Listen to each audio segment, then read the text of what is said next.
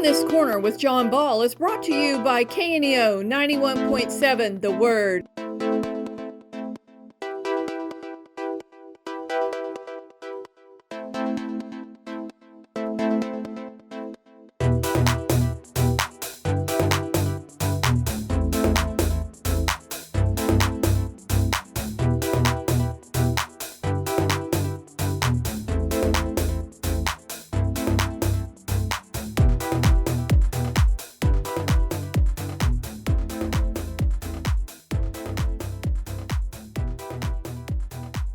Well, good morning. Welcome to From This Corner. I'm John Ball. From This Corner is dedicated to making Neosho, hence Southwest Missouri, a greater place to live. And there's just all kinds of things going on. If you're a person that wants to live in Southwest Missouri, we can make that happen.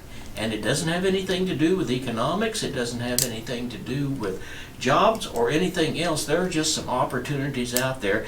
And because of that, to that end, a very dear friend of mine, Pris Jeffers, who is the director for Habitat for Humanity, is here. Pris, thank you so much for coming by. I appreciate it. Thank you for having me.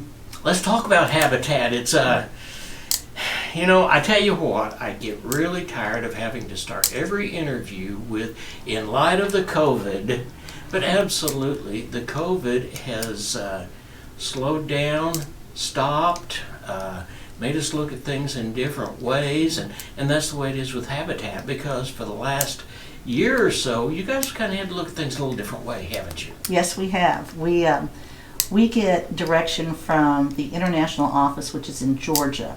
And this year, they decided that we could not have our normal volunteer workforce. And so we've had to complete houses without the normal extra help that we've usually had. And we are looking forward to bringing back our volunteers soon.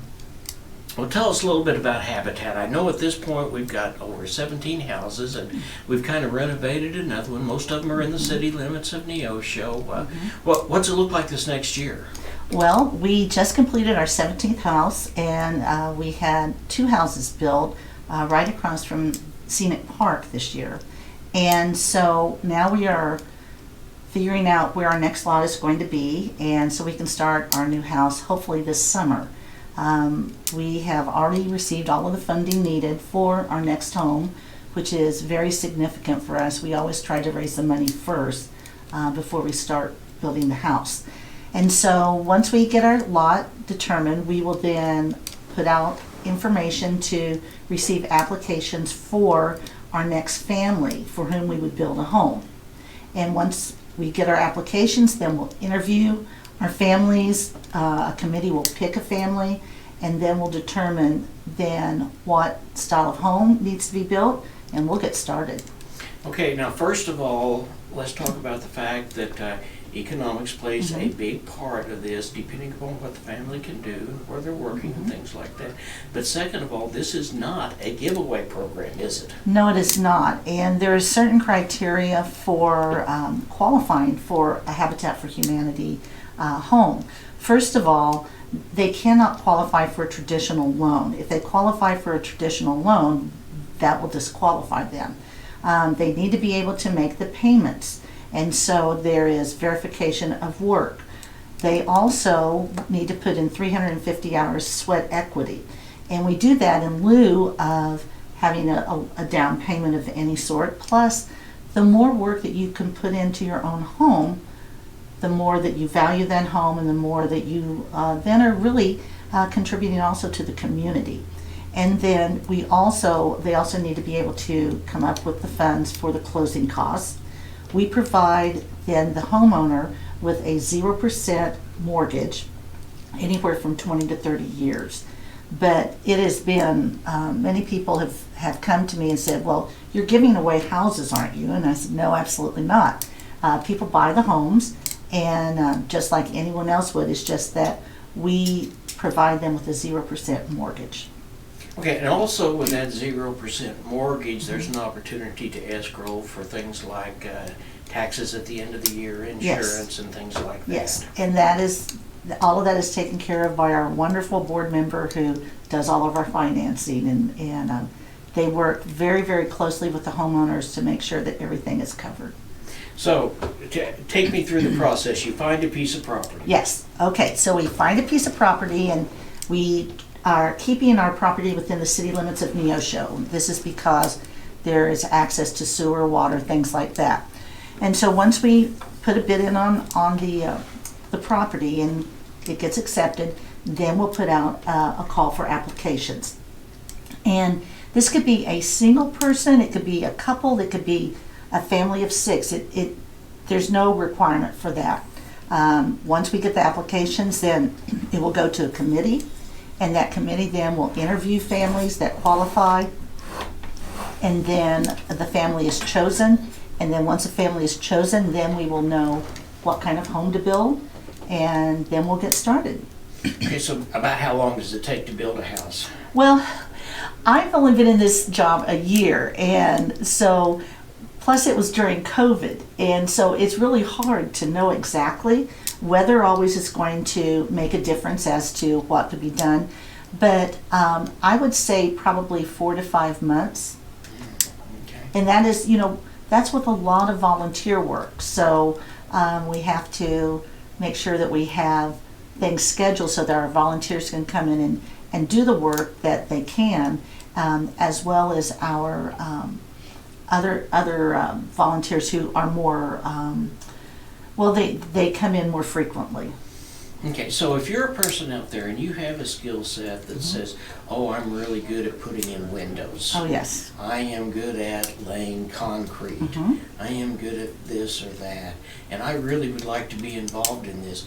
Who do they call? What's a phone number? What's an email address? How can they contact somebody? Well, all they have to do is to go online to www.neoshohabitat.org, and they can leave me a message there. My office is out at the United Methodist Church Activity Center, which is out off of Old 71, I think that's Gateway now, right next to Dr. Reagan's office. And they are more than welcome to come out there and visit with me. But we're very accessible by the internet. It's probably the easiest way to do that right now. I'm sure they can always contact you and you can send them my way. You bet. You bet, and we certainly want to be able to do that. So, someone has a piece of property and they think, hey, I want to donate that thing. They can do that too, right? We would love that. That is always a very, very wonderful thing. Our last 2 homes were built on a lot that had been donated to us, and so this is a wonderful thing. It helps us, it keeps the costs down for families, and we're always appreciative. We have a phenomenal community in Neosho. People are very, very giving people. They are supportive of this program, and I of course have always loved Neosho. It's where my heart is, but coming back here and being a part of this program just demonstrates once again as to how wonderful Neosho is. Well, I think it's important to let people know that Habitat for Humanity is a national organization. It's an international organization. But they're a 501c3. Yes. And this is kind of built around, it's a faith-based organization, but it's a non-denominational faith-based organization. Absolutely. Everything you said is accurate. It was started in Georgia, and a couple came in and they had sold everything that they had. They had been very successful in business, and they just felt like there was so much more to it, and they came in and decided that they were going to help other people by building homes. And this started in Georgia. The homes were built all over the United States, and our most famous volunteers are the Carters. And the headquarters is not very far from where Jimmy and Rosalind Carter were raised and where they live now.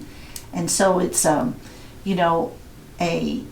people who participate in Habitat for Humanity as volunteers have a service heart. And it is incredible to see people give of their time to help others. And this is, like you said, it's an international thing. It happens not just in Neosho, Missouri, but in Chicago, in small town out in Utah. It is in Africa. It's wherever help is needed for people to have safe and affordable housing. So if you're a person, you come to Southwest Missouri and you come to Neosho and you're enamored with Big Spring Park, you're enamored with Morris Park, where I spend a lot of time walking anyway, Me too.